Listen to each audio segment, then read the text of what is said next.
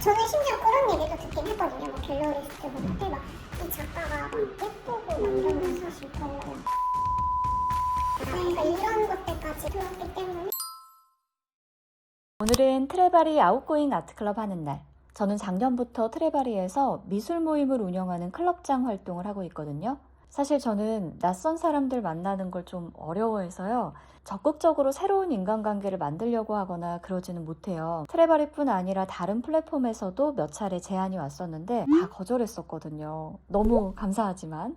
그런데 이번 트레바리는 설득에 능한 담당자분 덕분인지 아니면 이제는 제가 때가 된 건지 몰라도 어쩌다 보니 시작을 하게 됐습니다. 제가 정한 클럽명은 아웃고잉 아트클럽. 책에서 시작하지만 책을 벗어나 전시장으로 미술이 있는 곳으로 직접 찾아가 보는 것까지 하고 있어요. 제 경험상 미술은 직접 가서 봐야 더 와닿더라고요.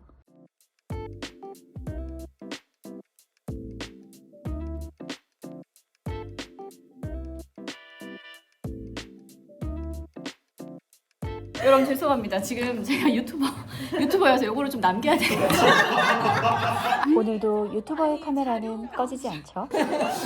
유튜브를요 최근에 다시 시작했어요? 다시 시작해가지고 예전에도 했던 것 같아요. 예전에 또 요리 유튜버를 한다고. 저도 유튜브에서 보다 최이로그라는 유튜브를 아 희연이 최희 아나운서. 네. 최 유튜브 제가 그 보기도 해요. 제 건 안 하셔서 구독 안 했어요. 아니 구독했는데요. 네. 옛날 광고 아니죠? 사생활 이세라의 사생활. 네. 계정을 너무 여러 개야. 이 책 어떻게 읽으셨어요? 저는 제가 발제문에도 썼지만 사실은 앞에 두 권보다도 이 책은 정말 그 어떤 책보다 여러분들이 어떻게 읽으셨을지가 궁금했어요. 트레바리는 기본적으로 한 권의 책을 읽고 서로 감상을 나눕니다. 머리가 하얘지는 사람들이 이걸 더 하얘져요.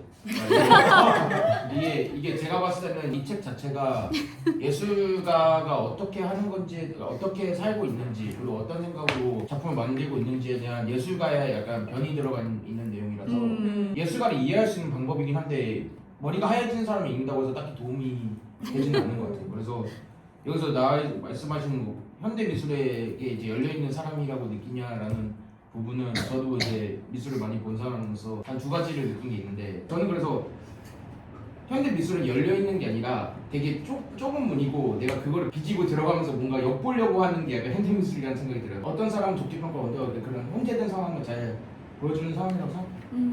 멤버분들이 나눠주시는 감상이 저에게 정말 큰 자극과 도움이 될 때가 많아요. 저는 개인적으로 되게 아이디어가 중요하다고 생각을 하는 편이라서 그런 쪽인데, 왜 요즘은 파인다이닝 가면 메뉴에 QR코드가 있거나 뒤편에 해서 다 써주는 편이 많거든요. 뭐 헤드 셰프는 누구였고 셰프는 누구였고 소믈리에도 누구였다라고 써있는데 메뉴판에요? 요즘은 QR코드로 되어 있는 줄 알고 써놓는 경우가 되게 많아요. 어떤 유명한 셰프분들이랑 일하면서 버시분들도 되게 기회를 많이 얻을 수 있다 생각하거든요. 그런데 미술계에서는 왜 논문지는 딱 저자가 써있잖아요. 일저자가 써있고, 근데 그 아래 캡션에 이렇게 아래 어씨가 누군지도 적혀있지도 않고 딱히 그분들이 이런 기회를 얻을 가능성이 되게 적다는 게 아쉽다는 생각이 들었거든요. 오늘의 주제는 현대미술입니다. 떠오른 작가는 다카시, 무라카미 다카시 생각나는데, 그 하나의 모델처럼 저는 읽거든요. 이 사람 작업을 좋아하냐 안 좋아하냐 그건 또 별개의 문제지만, 일단 이 사람은 저는 독특한 게 뭐냐면 현대미술의 상업성이나 현대미술 작가의 그런 영리함을 이야기하면 저는 무라카미 다카시를 빼놓을 수 없다라고 보는데, 이 사람을 사람들이 되게 우습게 보거든요. 막 이렇게 맨날 반바지 입고 맨날 이런 것만 쓰고 나오니까 공식 석상에서 맨날 이러니까는 되게 우습게 봐요. 근데 이 사람 진짜 똑똑한 사람이고, 똑같은 동양 사람들도 마찬가지지만 서양 사람들한테도 일본 문화 하면 뭐가 떠올라? 라고 하면은 뭐 오타쿠, 뭐 애니메이션에 뭐 야한 애니메이션, 뭐 세일러문, 뭐 이런 거 이상한 교복 입고 있는 여자애들 막 이런 거 말하잖아요.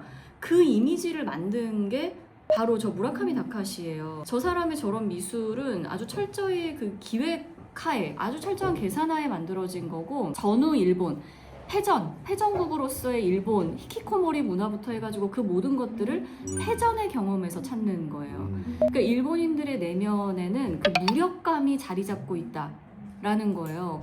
제 모임은 주말 오전이어서요. 지각을 하는 분들도 종종 있어요. 그거 보느라 혹시 늦었다고 말씀하신 아니 거예요? 그거 오늘 그거 보고 와가지고 유익해서 왔습니다.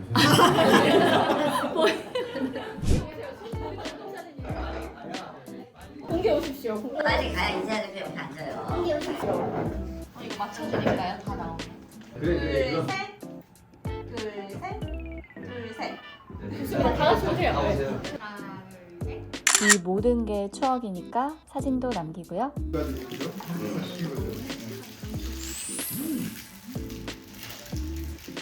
아웃고잉 아트클럽 책에 대한 이야기를 나누고 오늘은 트레바리 안국지점 도보 5분 거리에 있는 아라리오 뮤지엄에 가요. 아라리오는 기업가이자 컬렉터인 김창일 회장이 설립한 곳이거든요.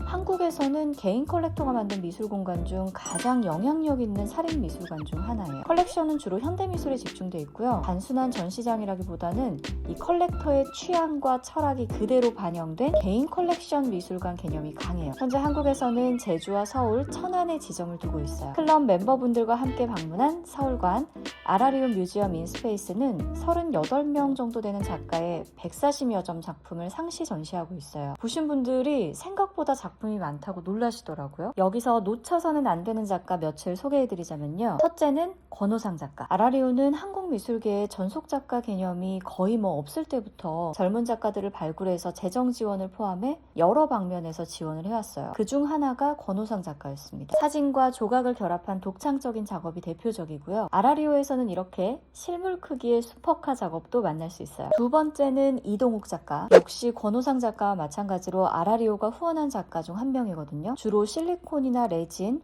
섬유, 왁스 같은 걸 활용을 해서 미니어처 인체 조각을 만들어요. 실제 피부처럼 보이는 극사실 기법이고요. 기묘하고 좀 징그럽죠. 어떤 분이 이런 작품의 의미는 뭘까? 내가 이걸 왜 봐야 되냐? 이런 걸 물으시더라고요. 저는 이동욱 작가 조각의 그 포인트는 크기라고 보거든요. 제 새끼손가락보다도 더 작은데요. 이렇게 작은 인간의 몸이 흉측하게 벌거벗고 있기도 하고 서로 막 엉켜 있기도 해요. 이런 거를 감상하려면 우리는 일단 눈에 잘 안 보이니까 무릎을 꿇거나 미간을 찌푸리고 이 고개를 아주 바싹 들이밀고 아주 집중을 해야 되거든요. 이렇게 관객들에게 순간적으로 몸을 적극적으로 움직이게 하는 경험을 가능하게 하고요. 근데 그런 경험을 통해 느끼는 감정이 인간 존재의 불안과 취약함이에요. 이 감정을 저는 부정적이라고만은 느끼지 않고요. 외면할 수 없는 하나의 진실이잖아요. 이동욱 작가 작업은 나에 대한, 인간에 대한 이런 진실을 좀 마주하게 해요. 작고 연약하고 아름답지만은 않은 게 나라는 인간이니까, 그러니까 이 유한하고 불완전한 존재로서 살아가는 이 인생을 하루하루 저는 더 즐겁게 살아보고 싶어지더라고요. 그 유명한 백남준 작가의 작업도 있고 한국 관객에게는 투명한 사슴 조각으로 더 잘 알려져 있을 코에이나와의 영상물도 있어요. 인간 신체가 이렇게 예술적이면서도 기괴하게 움직일 수가 있다니 아주 독특한 영상이니까 한번 봐보시고요. 저는 류인 작가의 조각도 좋아해요. 2m 높이의 브론즈 막대 위에 올려져 있는 인간의 몸 어떤가요? 이게 대체 뭐야? 무슨 의미야? 라고 묻기 전에 한번 그 감정에 집중을 한번 해보세요. 저는 너무 이게 아슬아슬하고 불안해 보이기도 하고 저 사람 아프지 않을까? 살아있는 거야? 죽어있는 거야? 이런 위태로운 감정이 들기도 하고 그렇더라고요. 이 감정 자체에 집중을 하게 되는 거 있잖아요. 이 낯설고 기묘한 감각들, 이런 감각들을 일깨우는 게 또 현대미술의 역할인 것도 같아요. 해외 작가들 작업도 참 많거든요. 영국 현대미술의 대목 트레이시 에민의 작업과 트레이시 에민 친구 사라 루카스의 붉은 네온관, 인도 작가 수보드 굽타의 모든 것은 내면에 있다. 노란 택시 상판 위에 인도인들이 흔히 사용하는 짐꾸러미를 브론즈로 본떠서 올려놨어요. 수보드 굽타는 인도를 상징하는 평범한 일상 오브제를 활용한 작품을 많이 하거든요. 유목민처럼 세계 어디든 유랑하면서 살아가는 인도인들의 삶의 모습을 담고 있어요. 사실 이게 인도인에게만 국한된 모습은 아니죠. 수보드 굽타의 작업은 제주도 아라리오에도 소장이 되어 있는데 저는 제주에 있는 작품이 참 인상 깊었어요. 뉴욕 스트리트 아트의 상징 키스 헤링의 작품. 사진에서 매번 다른 자아를 연출하는 신디 셔먼의 작업. 이게 지금 이 신디 셔먼이라는 작가가 다 변장을 한 거거든요. 이 신디 셔먼의 작업은 과연 인간에게 진짜 자아, 하나의 모습이란 존재 하나? 진짜와 가짜, 진실과 거짓, 이게 의미가 있나? 그리고 이걸 과연 우리가 구분해낼 수가 있나? 이런 것들을 생각하게 해요. 아라리오에서는 상설 컬렉션전 말고도 기획 전시도 열거든요. 이번에 갔을 때는 영화감독 민병훈 감독의 영상 작업을 만날 수 있었는데 저 너무 인상 깊게 봤어요. 우리 멤버들 중 몇몇은 훌쩍이시더라고요. 이 작업은 제가 따로 소개해 볼게요. 이렇게 뮤지엄을 다 돌고 나오니까요. 어느새 1시가 훌쩍 넘었어요. 원래는 아라리오 1층에 있는 프리츠 카페에서 커피 챗을 하기로 했는데 배고픈 우리는 밥집으로 향합니다. 이 프리츠 카페도 너무 예뻐요. 아라리오 가시게 되면 커피도 한번 마셔보시고요. 맛집으로 보이는 칼국수집에 들어와 봤어요. 밥집에서도 커피숍에서도 촬영은 멈추지 않죠. 미술을 좋아하고 알고 싶어하는 멤버분들 덕분에 이번 모임도 행복했습니다. 오늘 영상은 여기까지. 여러분 안녕.